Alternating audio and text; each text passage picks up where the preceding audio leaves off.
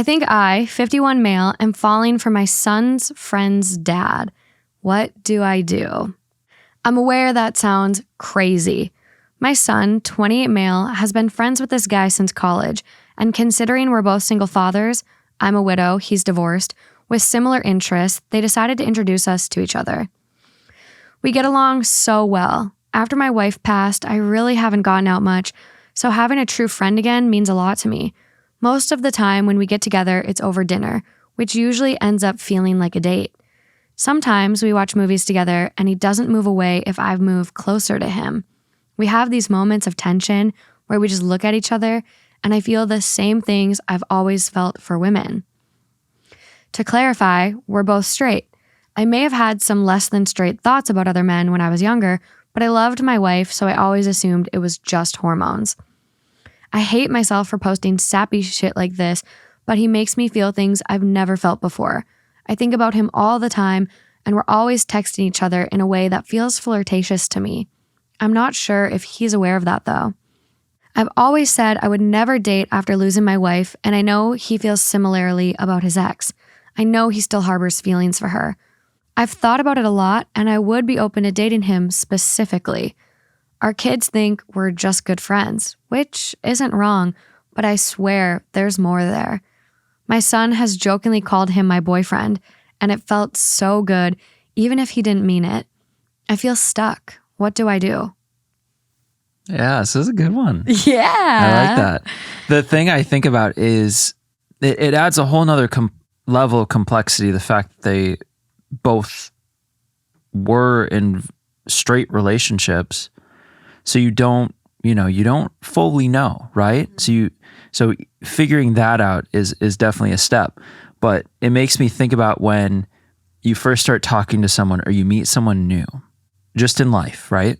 You start to really like them, or you start to color this whole experience with them. And so you start viewing it through these lenses, like these love goggles. Mm-hmm. And you can start making things bigger than I'm not saying this is the situation. This is just what it reminds me of. And you start looking at little interactions like, oh, the way she looked at me then, she's into me. Like, or that text sounded really flirty. And you start building this whole story.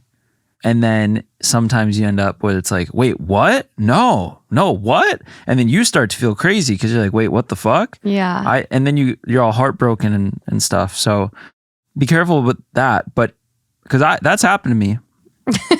And I know that's happened to people. That's happened to some of you, I know. Where you like painted into this whole picture and it ends up, they weren't on the same page or whatever.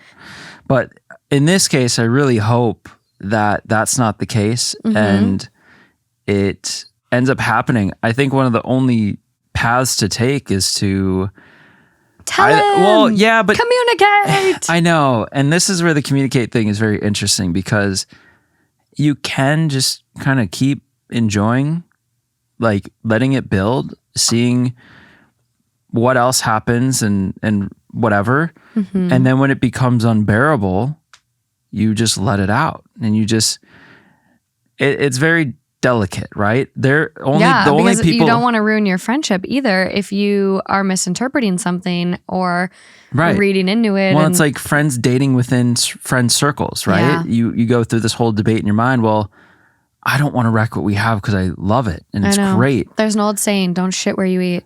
I know, but sometimes if you shit where you eat, it can be the best meal you've ever had. Okay.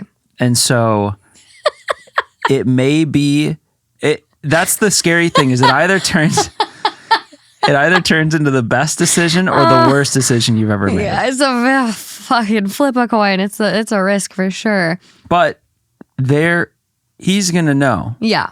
Kind of what the right play is here. Mm-hmm. But I think you should push yourself to get to that point. Yeah. Because we've had stories in the past where people kind of debate like, oh, do I say something, whatever? And then they do, and they're like, oh my God, I wish I had done this 2 years earlier. I'm so happy. This is the happiest I've ever been. I know. But then there's also the people who are like, wait, what? Well, no, we do have an update, so we don't have to guess on this one. Okay. Gosh. I'm just running away this episode. No, you're doing a great job. The top comment on the original post, which it was posted 9 months ago on relationship advice, it only got about 1,000 upvotes. And it's now deleted by the user. The user doesn't exist. But the top comment, or one that's labeled best currently, is, you may be bisexual. It's not always 50-50. You may be 99% attracted to women and 1% attracted to men. But no matter their gender, just communicate. Mm-hmm. And so there was a comment at the time that this is screenshotted from OP, and they go, all of the positive comments I've gotten have given me a lot of courage, and I think I'm ready to have that conversation with him. Update, which was posted 3 days after the original post. Nice. All right, so I finally sat down with him and had the big conversation. I'm not the best storyteller, so bear with me. First, I took him out to a fancy restaurant and made every effort to treat it like a date. I drove, I paid, I held doors open for him, I tried my best to flirt with him, typical date things. I think he definitely noticed my advances as he seemed a lot more flustered, in a good way. Afterwards, we went back to my place and watched a movie. Unfortunately, I didn't have the balls to put my arm around him or anything else people suggested to me. At this point, I was definitely panicking. It's tough. Been there. I felt that I had already pushed the boundaries a little bit too far for that one night. At some point, I guess he noticed how tense I was, and he asked if I had any wine. I did.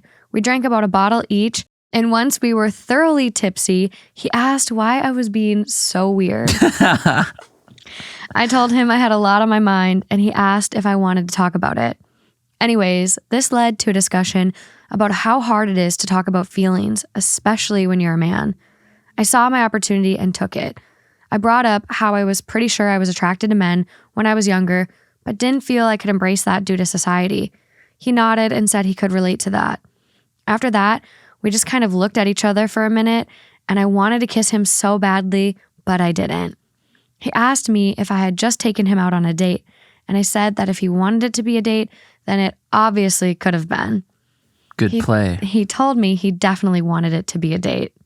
At that point, I was so overwhelmed with emotions, I didn't know what to do with myself, but we ended up just hugging, and I thanked him for always being so good to me. We made plans for him to take me out on a date as a rebuttal, and I'm really excited to see where this goes. Thank you all so much for your advice and kind words. You all gave me the courage to push myself to do all of this. There's still a lot I have to work on as far as sexuality goes, but at least I scored a second date. Yay! It's nice. It's really good. It's perfect. I know. Also, when I read this, I didn't want to interrupt the story. It was when, anyways, this led to a discussion. I said I was attracted to men, but couldn't fully embrace it due to society. He nodded and said he could relate to that. After that, we just kind of looked at each other for a minute, and I wanted to kiss him so badly, but didn't. When I read that, I was literally envisioning the Spider-Man meme of two Spider-Man pointing at each other, being like, is this you? Is you? Is you? Yeah. And that's the two of them. They're like, you? Yeah. I don't know. Gosh, when you were just reading that, you sounded like the guys at the people at the end of the commercials. This is a disclaimer for for Geico. Geico is not endorsed by the Yeah. I know. I power read. Yeah. See, this is the kind of thing I need more of. I need this happy feeling. Yeah. These make me feel happy. The other stories don't make me feel happy. Yeah. So this is good. This is a great way to end. You're in luck soon. Top comment on that was so cute. Yeah. I'm so happy you had that conversation and that you're both on the same page. Figuring out your feelings is damn tough, but it's also worth it. I wish you the best of luck. Yeah. And the best play was it's a date if you want it to be. Well, it was him. It was the other guy, not OP. Oh, do you have any line? No. Oh. No, I think that's pretty chill. But it was did you take me on a date? That's where it broke the ice, because then it opens the door to be like, yeah. And then he's like, okay, yeah, I hoped it was.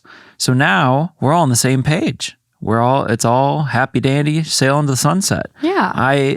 This one's been deleted for a while. Yeah. So we don't have any happy updates. No updates beyond the conversation. Dun, dun, dun. I know. Then it becomes a confession. It was all fake. It was lies. No, we're not. No, this is real. Love is real. But I do want to announce that we're going to be doing a wholesome episode very, very soon. Who's we? Me and you. Okay. Because I think you need the wholesome stories more than anyone. Yeah, I'd probably be more traumatized not being a part of a wholesome episode than going through like another confessions episode. Yeah, Lauren and Alejandra handled the dark, scary stuff better than you, surprisingly. Handle. Yeah, I think I'm pretty composed. Yeah, but you get really sad after some of them. That's why I don't watch the news. So much dark energy. Like, I just don't need it. Yeah, so we're going to be doing a wholesome episode really soon. So if you have found any more stories like this or stories that you find really wholesome, whether that's personal stories or Reddit threads, please, please, please post them on the Two Hot Takes subreddit or on the Two Hot Takes Google form. Both will be linked. I prefer the subreddit, but I know some people don't have Reddit or are scared to post. So I'm giving you both options for this wholesome theme because I want the best of the best stories. And I'm really hoping it'll be filmed in a really cool location. But to be decided. I'm sorry, go on. That was a run-on.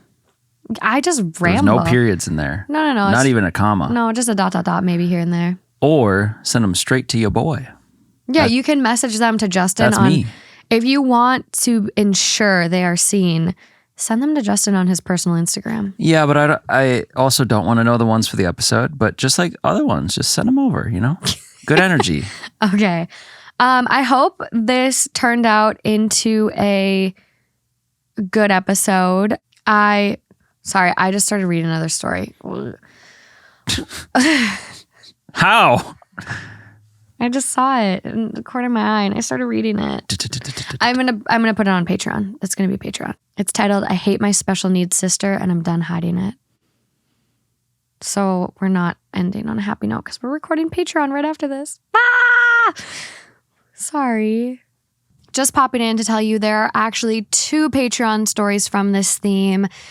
After editing the episode, I just felt that it was a little heavy, and so we bumped 2 over to Patreon, and they're intense, but I do think they're really important stories to get out there and talk about, and I can't wait to share them on Patreon with you guys. Are you okay? Are you okay? Yeah, I got my buddy. Okay. If you're listening, Justin bought a little skeleton with a plant coming out of its head from Trader Joe's. It's in a yogi pose. It's a really cute little guy. Yeah. But I hope I mashed this episode into something coherent and enjoyable and you like it and the stories didn't traumatize you.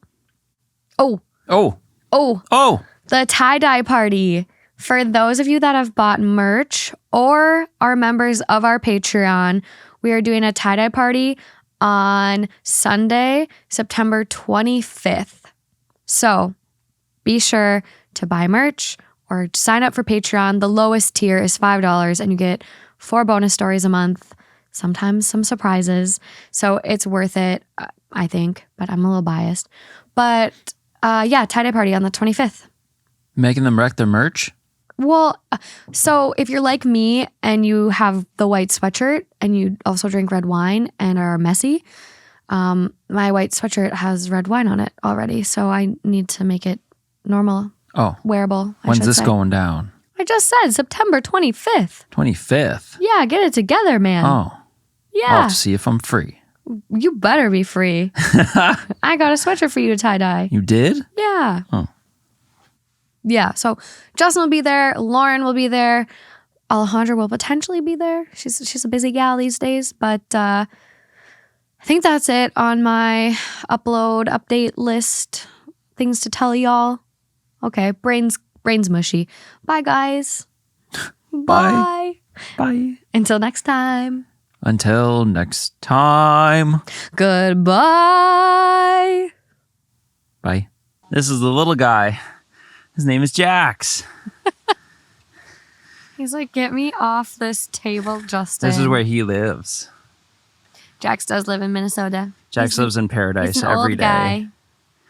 Morgan's got ponies. I got little Jax. He's an old guy, though. He's an old guy, though. Hey. Hey. Hey. Come here. Okay, Jack says, take me down now. Thank you. He's a little guy.